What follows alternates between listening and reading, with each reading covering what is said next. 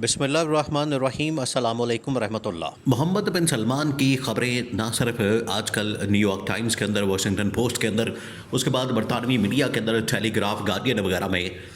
मुसलसल लग रही हैं, जिसके अंदर बड़ी परेशान कुन किस्म की खबरें सामने आ रही हैं कि मोहम्मद बिन सलमान असल में डोनाल्ड ट्रंप को, इसराइल को, दोनों ताकतों को उकसा रहे हैं कि आप ईरान के ऊपर हमला करें, आप ईरान को ख़त्म करें। ईरान का ये जो नासूर है, ईरान यहाँ पर जो एक बड़ी ताकत बन चुका है, ईरान जो कि यहाँ पर एक बहुत बड़ी कुव्वत बन चुका है, ये ना सिर्फ आपके लिए एक थ्रेट है बल्कि हमारे लिए भी एक थ्रेट बन चुका है। इसको ख़त्म करें। ये अब बाकायदा खबरें, रिपोर्ट्स, इंटेलिजेंस इंफॉर्मेशन की बुनियाद के ऊपर न्यूयॉर्क टाइम्स, वाशिंगटन पोस्ट और बरतानवी अखबारात में लगना शुरू हो गई हैं। इसके ऊपर जो सऊदी अरब का मीडिया है उसने जो रिपोर्ट किया, उसने कैटेगोरिकली इन तमाम की तमाम खबरों को बेबुनियाद, मनगढ़ंत, झूठा करार दे दिया कि यह सब झूठ फैलाया जा रहा है, इनके अंदर कोई हकीकत नहीं है। और आज मोहम्मद बिन सलमान की जानिब से ना सिर्फ ये स्टेटमेंट आई बल्कि इमरान खान के मुतालिक भी स्टेटमेंट बड़ी हैरान कुन किस्म के। देखिए, पिछले दिनों जिस तरीके से पाकिस्तान के फील्ड मार्शल को बुलाया गया, सऊदी अरब के अंदर शहबाज शरीफ को बुलाया गया, वहाँ पर मुलाकात की गई। ये जो मुलाकात है ये पिछले 4-5 दिन के अंदर, उसके बाद देखिए मुलाकात ख़त्म हो गई, रुक गई। उसके बाद कोई डिस्कशन नहीं हुई, कोई इस हवाले से बात सामने नहीं आई। तो मुलाकात का मकसद क्या था, उसके अंदर क्या डिस्कस किया गया? नंबर 2, जो मामलात सामने आए हैं, जो चीज़ें सामने आई हैं, उसमें तो बिल्कुल वाज़ेह हो गया है, उसके अंदर बिल्कुल चीज़ें सामने आ गई हैं कि ईरान तो पीछे हटने वाला नहीं है। ईरान के अंदर हर रोज़ शहादतें हो रही हैं। पहले अली ख़ामनेई को मार दिया गया, शहीद कर दिया गया। उसके बाद जो उनके टॉप के सिक्योरिटी एडवाइज़र हैं अली लारिजानी, उनको शहीद कर दिया गया, उनको मार दिया गया। तो उसके बाद ईरान ने हमलों में इजाफा कर दिया। ना सिर्फ अमरीकी फ़ौजी अड्डे जो कि मौजूद हैं इधर अरब ममालिक में, बल्कि जो इधर मौजूद हैं बाकी ममालिक के अंदर, शाम के अंदर, इराक़ के अंदर, यमन के अंदर और इसराइल के ऊपर भी हमले किए जा रहे हैं। अब वहाँ पर जो स्टेटमेंट लगी है उसमें मोहम्मद बिन सलमान ने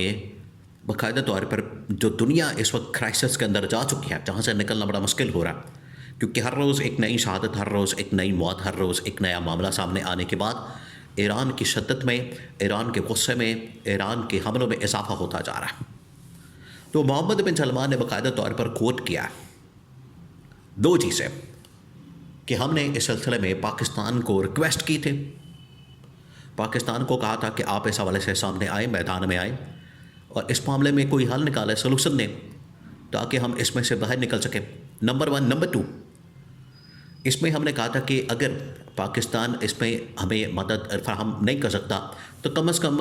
इमरान खान को बाहर निकालें, ताकि वो इमरान खान डिप्लोमेटिकली और दुनिया के अंदर बात कर सके, खिताब कर सके और दुनिया के अंदर आके इस हवाले से लोगों को आगाह कर सके, उनको अवेयरनेस दे सके, उनको बता सके कि सूरत हाल क्या है, मामला क्या है। ये मोहम्मद बिन सलमान की जानिब से बाकायदा तौर पर जो सऊदी मीडिया है उसने स्टेटमेंट कोट करते हुए मोहम्मद बिन सलमान को जारी कर दी है। ये अब स्टेटमेंट मौजूदा सूरत हाल के अंदर जो क्राइसिस आ चुका है, देखिए आपने इस पूरे कॉन्टेक्स्ट को समझना है। आप ज़रा इमेजिन करें कि इस वक्त अरब ममालिक के सूरत हाल क्या, अरब ममालिक जितने ट्रैप हो चुके हैं। देखिए, इतना नुकसान इसराइल का नहीं हुआ। इसराइल तो ठीक है, एक दुश्मन ताकत है, वो दोबारा से अमेरिका की मदद के बाद, अमेरिका के सपोर्ट के बाद और अपने जो भी उनके मामलात हैं उसके बाद दोबारा से अपने आप को बिल्डअप कर लेंगे और अपने आप को अपने पैरों पर खड़ा कर लेंगे, वो दोबारा से इस्टेब्लिश कर लेंगे। अमेरिका वैसे ही बहुत दूर बैठा हुआ है, 7 समंदर पार, उस तक तो कोई पहुंच नहीं सकता, उसको तो कोई उस तरह से डायरेक्ट थ्रेट नहीं है। लेकिन सबसे ज़्यादा अगर किसी का नुकसान हुआ है इस पूरे क्राइसिस के अंदर, वो हुआ है अरब ममालिक का। और अब देखें, ईद बिल्कुल आ चुकी है, सर पर है सऊदी अरब के अंदर, फिर उसके बाद पाकिस्तान के अंदर। तो ये जो सूरत हाल पैदा हुई है, अगर ये जो पिछले 10-15 दिनों के अंदर बिजनेस एक्टिविटी, वहाँ पर टूरिज़म, बाकी तमाम चीज़ें, जिस तरीके से ट्रैवलिंग और बाकी सब कुछ होता है, अरबों खरबों रुपए की वहाँ से इन आउट होते हैं लोग, आते हैं जाते हैं, आते हैं जाते हैं। इतना नुकसान अरब ममालिक ने इससे पहले कभी 60 से 70 साल की तारीख में फेस नहीं किया जितना उन्होंने आज किया, क्योंकि फ़्लाइट्स का आना जाना, फिर टूरिज़म का छुट्टियाँ होती हैं, लोग आते हैं जाते हैं, ये जो इतना बड़ा रेवेन्यू आता है उसका बहुत बड़ा नुकसान हुआ है। तो ये ना सिर्फ अब सऊदी अरब का मीडिया इसको कोट कर रहा है, बल्कि जो यूएई का मीडिया है वो भी इसको कोट कर रहा है, और इसको कोट करते हुए बता रहा है, आगाह कर रहा है कि ये जो आपकी जानिब से काम किया गया, ये जो हरकत की गई है,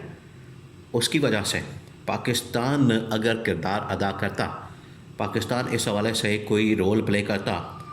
तो ना सिर्फ हम इस सूरत हाल से निकल सकते हैं, बल्कि अगर पहले ये किरदार अदा करता तो कम से कम इस सूरत हाल को आप समझें कि बचाया जा सकता था,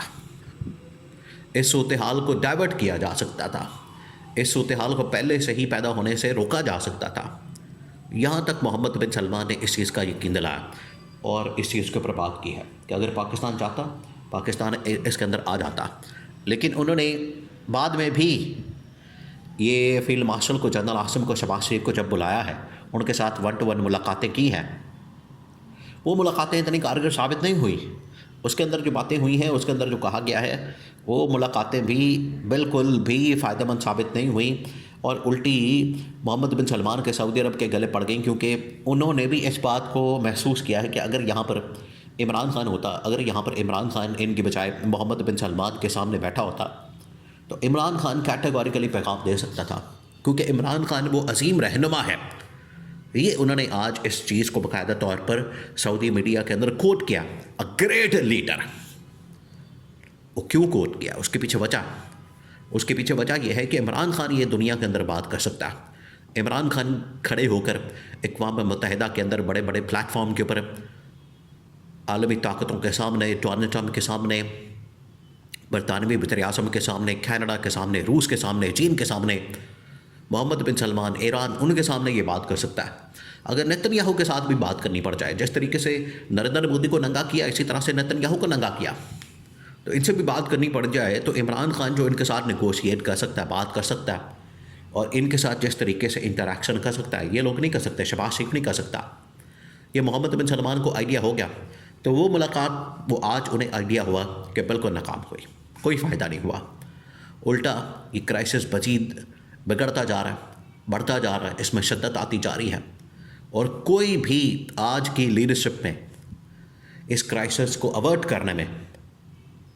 कामयाब अभी तक नहीं हो पा रहा।